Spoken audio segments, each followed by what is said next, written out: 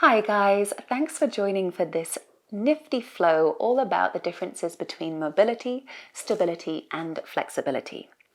In short, mobility is the active range of motion within the joint capsule. So when you're moving and your muscles are engaged. Stability is the ability to hold yourself in a position, and flexibility is your passive range of motion. So when your muscles lengthen from the ligaments with less muscular engagement. To build a healthy, sustainable yoga practice, we want to work on all three of these. So I've designed this sequence to help us feel the subtle differences between them and how to become more aware of when we are active or passive in our movements. This is the stuff that really improves and builds an embodied yoga practice. So let's get into it.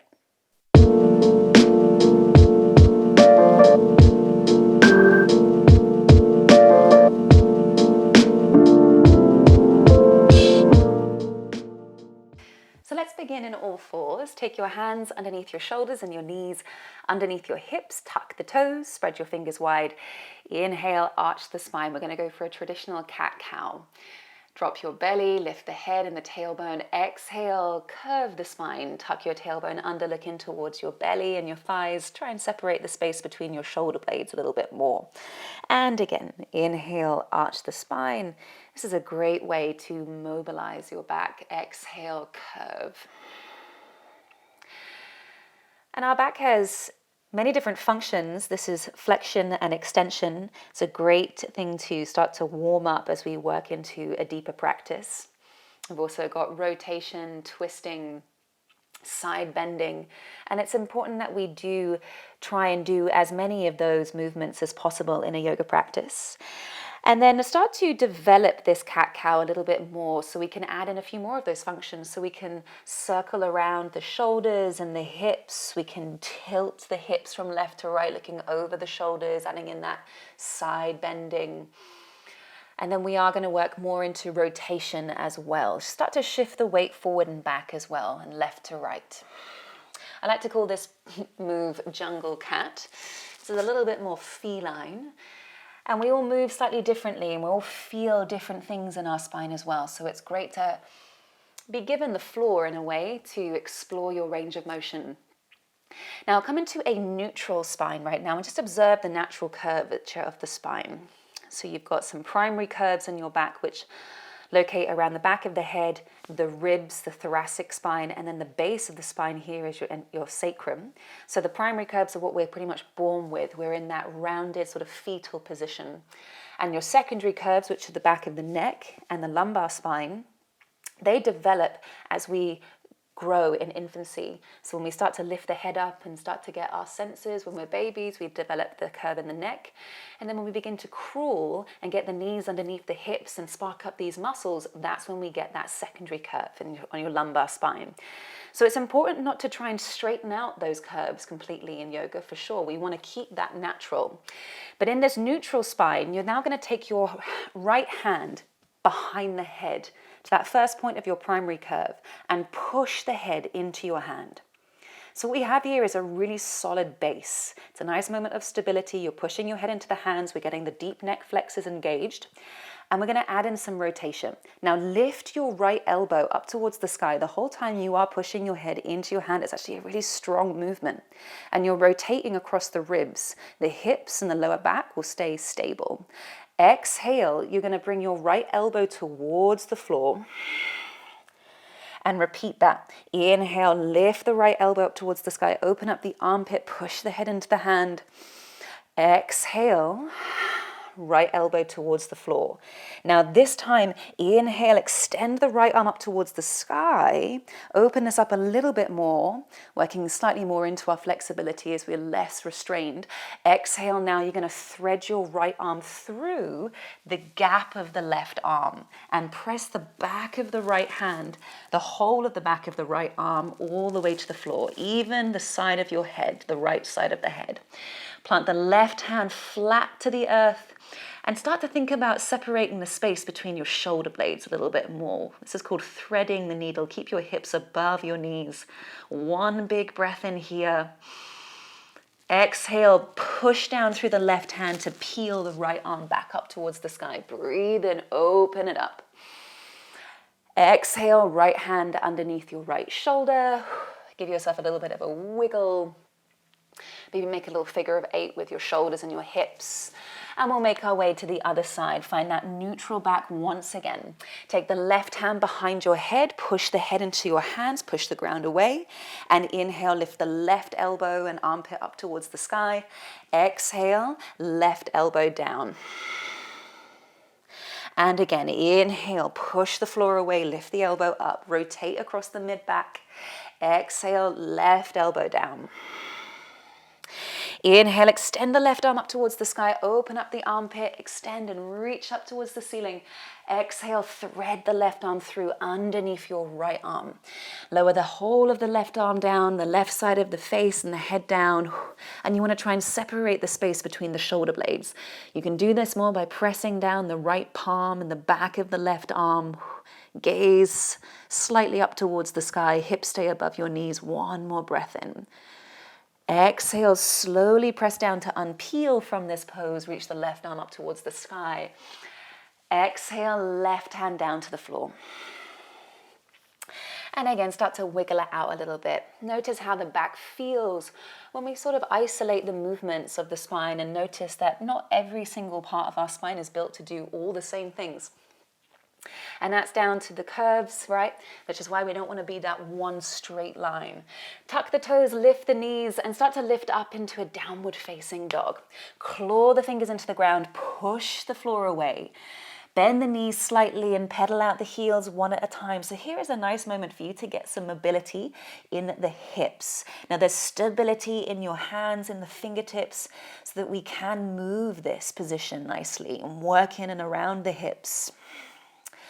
One more breath in where you are, finding this downward facing dog, and one big breath out where you are. You're going to start to inhale, ripple forward into high plank, articulate your spine that we've just mobilized, and exhale, ripple all the way back into downward facing dog. Now just observe your downward facing dog for me. Drop the head through the arms. There are different parts of our back, like I said, that are designed for different things and different levels of flexibility and mobility and stability.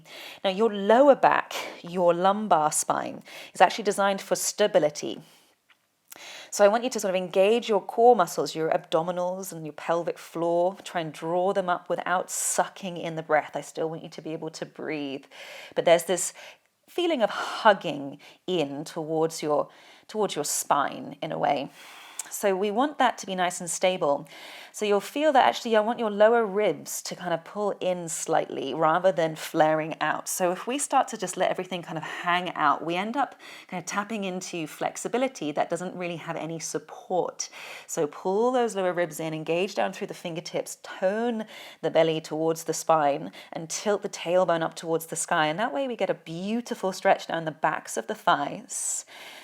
And we're not over bending in our lumbar spine, which can take a little bit too much force sometimes, too much flexibility.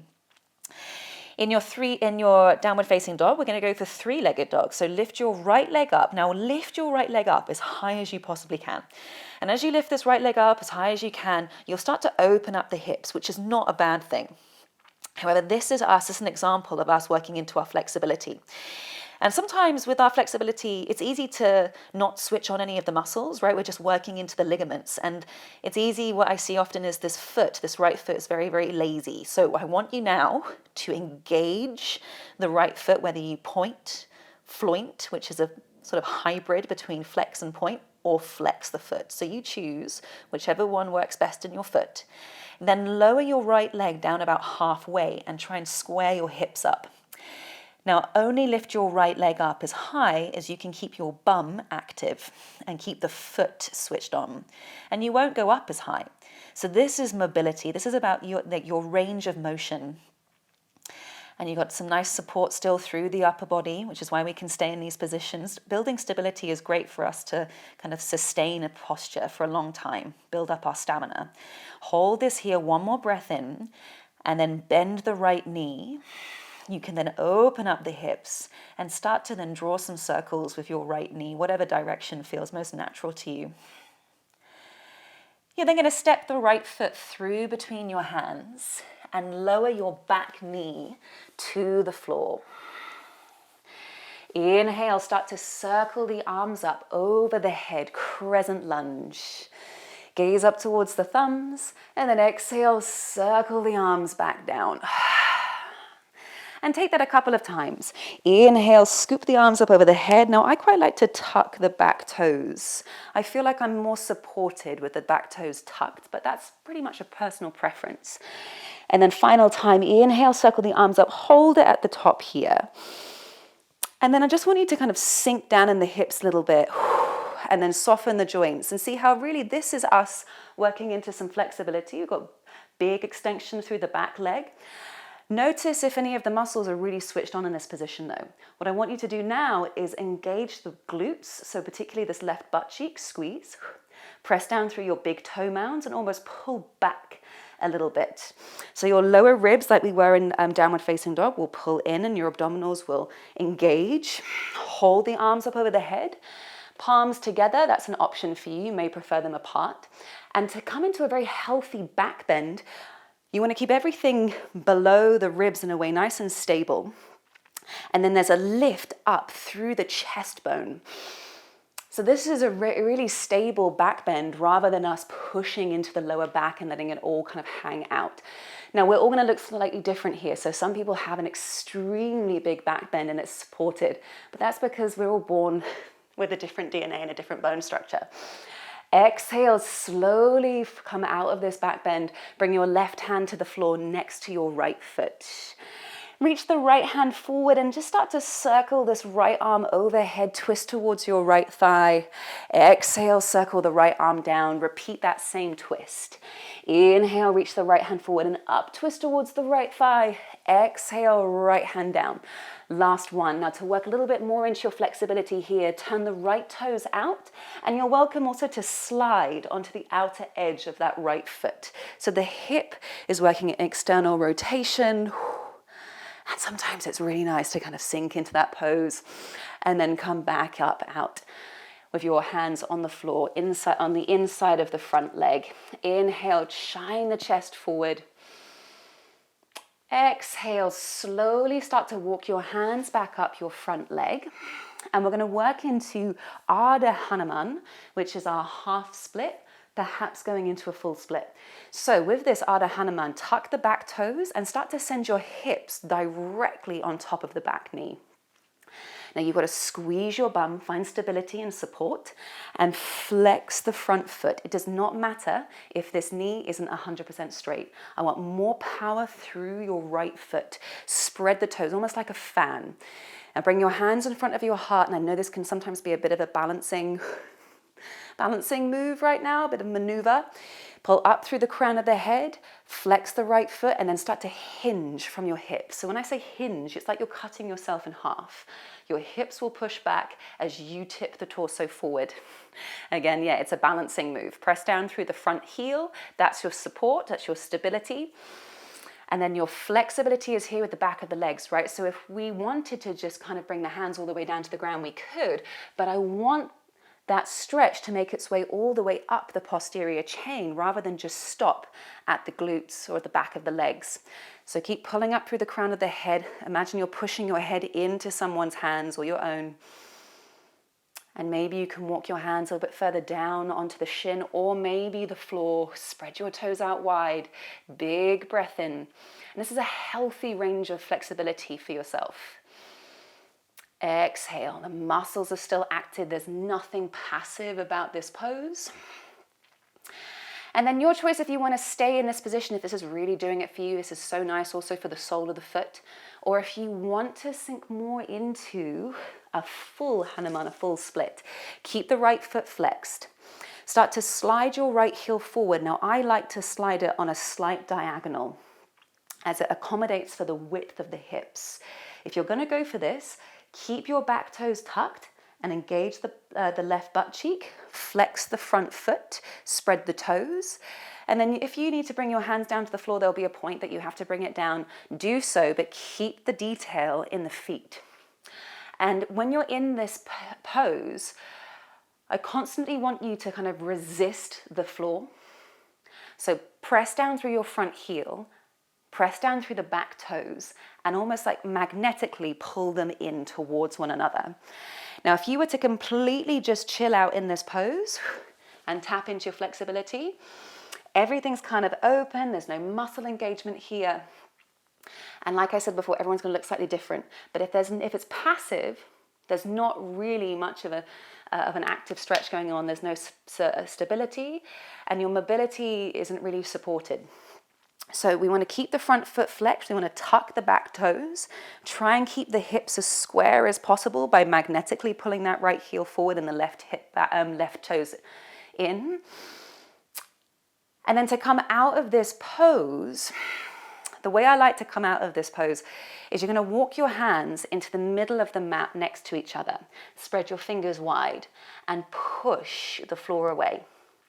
As you push the floor away, you round the spine like you did in that cat-cow position. Can you lift your back knee off the floor?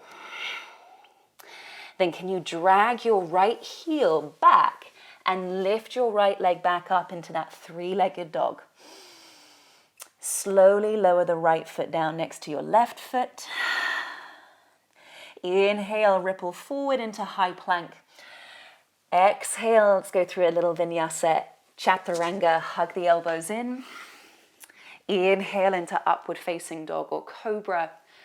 Exhale, lower the knees, sit your bum towards the heels, drop your forehead to the ground, take a big breath into the back of the body.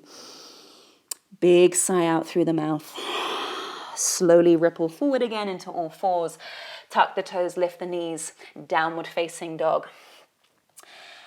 Glue the right foot to the floor and lift your left leg up. And now play around with your flexibility here. Open up the left hip. It can feel really lovely. But then I want you to switch on those muscles. So lift your left leg up to the point that you can't actually lift it up anymore because your bum is switched on, the hips are square. You point, flex, or floint the left toes and you push the ground away. So it's nice and supported. Then bend the left knee and start to add in a little bit more movement to the leg. Draw some circles, maybe both directions, perhaps just one way. And then step the left foot through between your hands.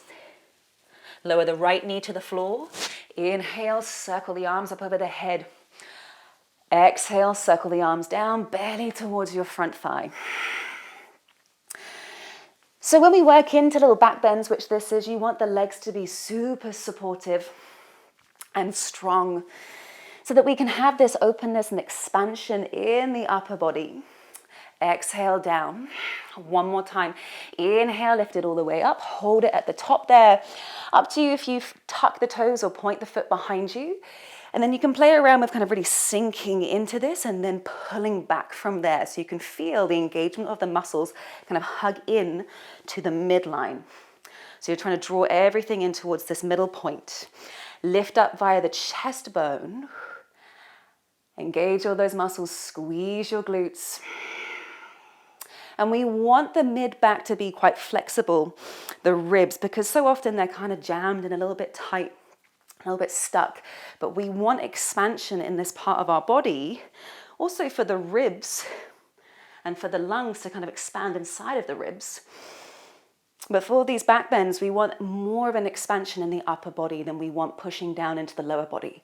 Exhale, slowly release this. Bring your right hand down next to your left foot. Reach the left hand forward. Inhale, twist towards the front thigh. Exhale, circle the left arm down. Inhale, reach the left hand forward and up. Exhale, circle the left arm down. And sometimes it's really nice just to work through these moves quite slowly so that you can notice, am I sort of switching the muscles on? Am I supported or am I just hanging out? Hold this here. Now we're going to add in that little hangout. Flex the left foot, slide onto the outer edge of the left foot. Work into some external rotation of the left hip. And then bring your left hand back to the inside of the front foot. Maybe a little rock forward and back. We're going to go into our half split, perhaps working into full split. So bring your hands back up onto your front knee, front thigh, and tuck the back toes if you've not done so already. You want to shift your hips directly on top of your back knee and flex the left foot. Jam the heel bone into the floor, spread the toes out like a fan. Bring your hands together in front of your heart and start to hinge the torso forward. actively push down through the left heel. Actively tuck the back toes, pull out through the crown of the head, hinge the torso forward. So you want to keep this stretch active. Now you can stay where you are, of course. If you want to go further forward into this, slide the left heel forward on a slight diagonal line. I'm going to stay in Ardha Hanuman for this. So if you want to go a little bit further forward, of course, keep the front foot flexed, keep the back toes tucked. And even if you're in this Ardha Hanuman here with me, you can still actively pull the left heel in and the back toes up so that you're hugging into the midline still. And you get a much juicier stretch from this. Spread the toes out wide. Sometimes less is more, right? What looks like you're doing less or going less into the full expression of the pose is actually you being a lot more considerate and working in, like, deeper. So we're working on the things that we don't always see. Spread the toes out wide. And those of you that are really quite low down here, walk your hands back into the center of the mat. Let's all place our hands to the inside of the front leg. Spread your fingers wide and curve your spine. Push the floor away. Tuck the back toes if you've not done so, if you've released. Lift the back knee off the floor and drag your left leg back up. Three-legged dog. Big breath in, push the floor away. Exhale, lower the left foot down. Inhale, ripple forward into high plank. Exhale, drop the knees. You can leave the knees off the floor, chaturanga. Inhale into cobra, upward facing dog. Exhale, take it back into child's pose. Sit your bum towards your heels. Rest the forehead towards the ground. Big breath into the back of the body. Big sigh out through the mouth. Start to ripple forward. Once again, into downward facing dog. Now lift the right leg up. Only about halfway to that range of motion, active range of motion. Step the right foot forward and we're going to lift up into warrior two. So plant the back heel into the floor. Windmill the arms open. Stability and strong through the legs so that we can get nice and open in the upper body. So you can adjust your feet and your stance if you need to. Right heel is in line with the inner edge of the inner arch of the back foot. Open out the arms wide. Now stay low in the legs, squeeze your bum, so ever so slightly tuck the tailbone under, just a little bit, so you can engage the glutes a little bit more. Open the arms, flip the right palm up towards the sky, inhale, reverse back. So can you take this posture without moving the legs? Exhale, bring your right forearm to your right thigh, and lift the left arm up over the head. It's a pretty classic set of moves, these. But it's great to find length and expansion down the side of the body. Inhale, take it back, reverse warrior. Strengthen the legs. Exhale, right forearm back onto your right thigh, left arm up and over. Now this time you're going to come up into warrior two and straighten up your front leg. Trikonasana, triangle pose. Now, the variation of your feet stays the same. However, you can shorten the stance here. So you can heel toe the back foot up an inch or two. Now still keep your glutes engaged and your thighs switched on even more. So you want to zip up the fronts of these thighs so you're trying to pull the muscle away from the kneecap. Otherwise, if the muscle isn't switched on, I find this can be it's a very deep pose for me, personally, Trikonasana. If the thighs aren't switched on, yes, you might be able to go further down, but it's less supported and coming out of the pose can be a little bit clunky. So squeeze those muscles on, take the energy from the floor up through the feet, all the way up through the rest of the body. Open the arms and turn the palms in to face the middle of the room. Now you start to, again, hinge the hips, but you're going side on. So shift the hips towards the left and reach the right hand forward over the right leg. Now with Trikonasana, you have to use your obliques, your side abdominals, big time. Bring your right hand onto your right shin and stack the left arm directly on top of the right arm. Spread your left hand out really wide, energy all the way up to the fingertips. Now, if you are hanging out in this pose, very often the knees will lock and then you won't be able to hover the right hand off of the right shin. If you feel that you're just kind of dumping all of your weight into a prop or into your leg, or maybe even into the floor if you have that range of motion, I want you to be able to pull away from the ground and hover this right hand off of your support, so that the support is here. It's in the abdominals, it's through the legs, it's from the ground up. So one more breath in, hovering this right hand away. Exhale, slowly support yourself back up to standing. From here, let's turn the right toes in to face the middle of the room. And your feet are very slightly pigeon-toed, so the toes turn in. We're going to go for more of a functional forward fold rather than pressarita, which is a wide-legged forward fold. And I want us to take this again so we can feel the difference between going into flexibility and tapping into stability. Now, the feet are turned in slightly, tiny bend in your knees. And I'm going to show you this side on, or diagonally on. So you've got a slight bend in the knees, but the weight is pressing back into the heels with the knees still bent. Press down through the big toe mounds just so that you don't completely sway back. And then as you start to hinge the torso forward, maybe about a quarter of the way forward, reach the hands out in front of you and press your fingertips into one another. So it's like you're holding a ball in between your hands. Actively press the fingertips into one another so that you switch these arms on. And then keep hinging from the hips. And as you push the bum back, the hands reach forward. Knees slightly bent so that we don't just lock into the legs and then stretch only the ligaments. And then keep trying to fold forward here. Keep reaching the hands forward. Keep hinging the hips back. Long in your spine. Press down through the big toe mound so that now you're starting to feel the inner thighs switch on. And then you can bring your fingertips perhaps to the floor. Take a big breath in. Walk those fingers as far forward as you possibly can. Exhale out through the mouth. So this is a little bit more intense, right? And if you were to switch all these muscles off, you'd probably straighten the legs and you'd round the spine and you're touching the floor, and that's fine. But what we want to challenge is that range at the end range of our motion. So at the end point of our flexibility, are we able to switch on the muscles a little bit more and support ourselves in that position? Or have we lost control of the muscles? So tiny bend in the knees still, walk the fingers forward, keep it active, pull the lower ribs in. And then to come up, we come up the way that we came down. Now root down through the big toe mounds. Bring your fingertips to touch. Slowly, slowly start to rise up. Power through the legs. My legs always shake like crazy here. And then exhale, bring your hands down by your sides. Excellent job. Now to go to the other side, I just want you to turn the left toes out. Bend the left knee. Open up the arms. We're in warrior two to the other side.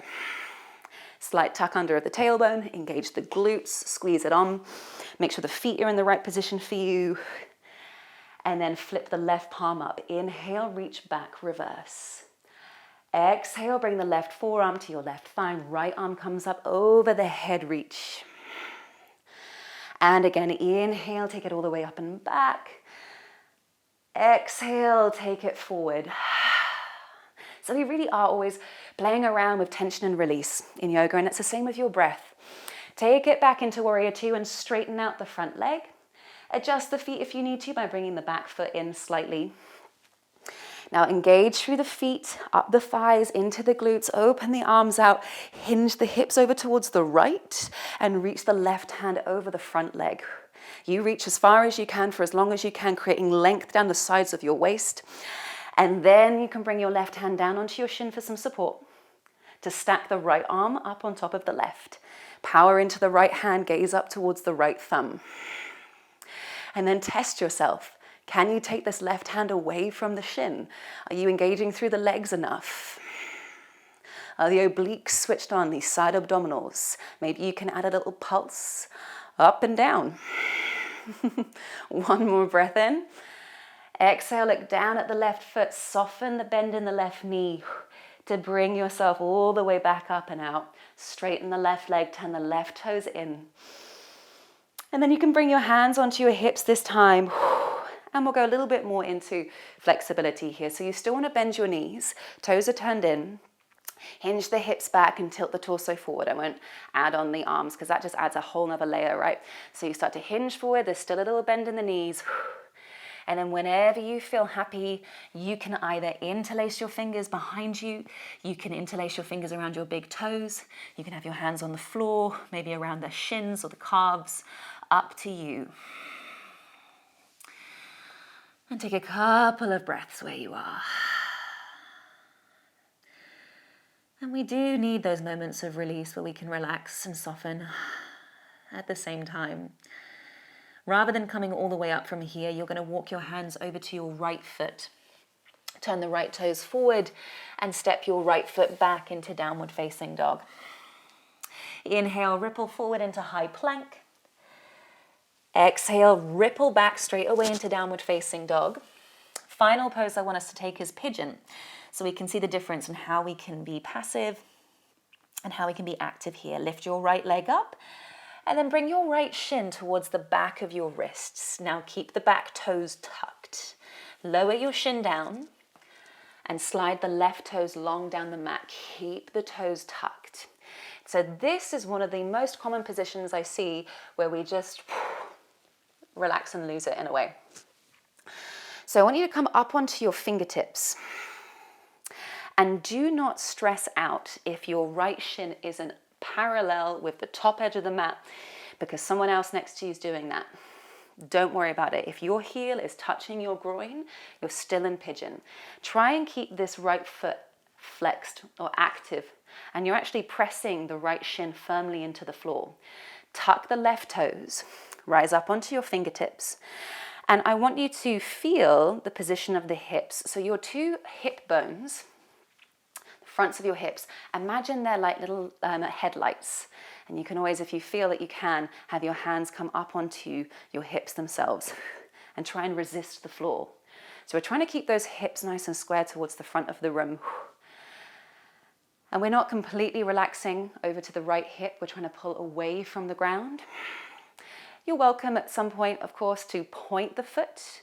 If that doesn't mean that you fall straight over to the right, keep it active. And then exhale, walk your hands forward. And you can walk your hands as far forward or as low down as you feel. But if I'm honest, sometimes you actually get a greater stretch by not going as far down. And in your head, I want you to start to think right hip back, left hip forward. Now your hips are a really mobile joint. And we want to keep them mobile. The problem is we sit down so much that they become stiff that way. And if we're in a position for a really long time, tissue starts to kind of stick there. We want our hips to be nice and mobile so that our lower back can be stable. So it doesn't take all of the flexibility all the time. Take a couple more breaths in. And a big release out. Start to walk your hands back up towards the right shin. Tuck the left toes.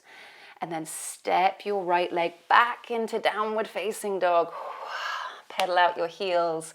One at a time. Relax the head. And straight away lift your left leg up towards the sky. Bring your left shin forward towards the back of the wrists. Tuck the right toes. Slide the right foot back. Keep both of your feet active. Rise up onto your fingertips, pull up through the crown of the head. Maneuver the hips a little bit here. And then whenever you feel ready, you can walk the hands forward. You may want to bring your hands onto your hips instead. Squeeze your glutes. And every now and again, just relax them and just kind of feel actually where all of that is suddenly pushing into maybe the lower back. We want to lift out of those vulnerable areas by switching on the muscles. You can point the right foot if you feel happy there. And you go down as far as you feel like, but assess it for yourself. I want us ultimately to start to feel the positions rather than having to make a shape that someone else is making. Feel it. And it might look a little bit different in your body. But we're starting to use our listening bodies more and more and more, building up the practice of awareness. Because ultimately we're just getting to know ourselves better every single time we come onto the mat. And knowing that we need flexibility, mobility, and stability in this practice. There isn't one that is greater than the other. We need them to work together to get the most out of each other. It's like the 3 wise men of your practice. Start to walk your hands back up towards the left shin. Spread the fingers out wide. Tuck the right toes. Push the ground away. And slide your left leg back into downward facing dog. Pedal out your heels one at a time. And then slowly lower the knees down. And come into a comfortable seat. So it might be cross-legged for you, it might be knelt. You can rest the hands on your thighs, or you can place your hands somewhere on your body if you prefer. Just take a moment to roll the shoulders, roll the head from side to side. We want healthy, healthy mobility in our bodies. We do this so that we can keep moving forever and ever. So very often, just working on flexibility can cause injuries and then stop us from moving in our 90s. Add in that strength work, add in some resistance work, and the body is then working harmoniously together with itself. So bring your hands perhaps in front of your heart, take a little bow to yourself, a bit of gratitude to your ever-changing, evolving, strong bodies. Final breath in together. And a final release out together. Namaste. Thanks for joining today for that little breakdown on mobility, stability, flexibility, and how they feel in your bodies. I hope it was good for you. Let me know how you get on with it in the comments below. And as always, please like, share, comment, and subscribe. Please tell all of your friends. It really helps grow my channel. Thank you for your support. Namaste.